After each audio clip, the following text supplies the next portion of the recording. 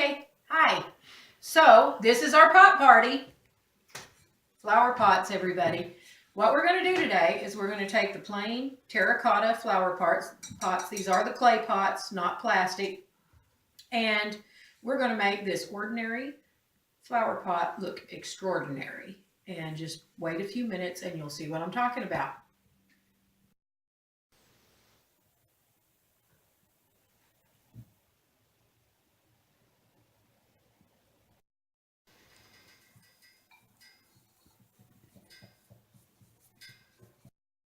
My face.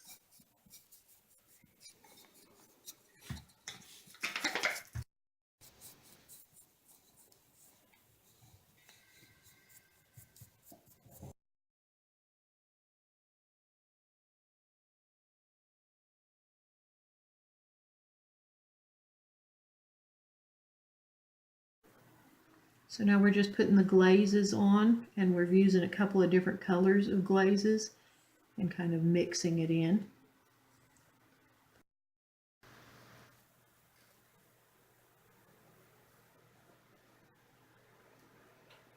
Yeah.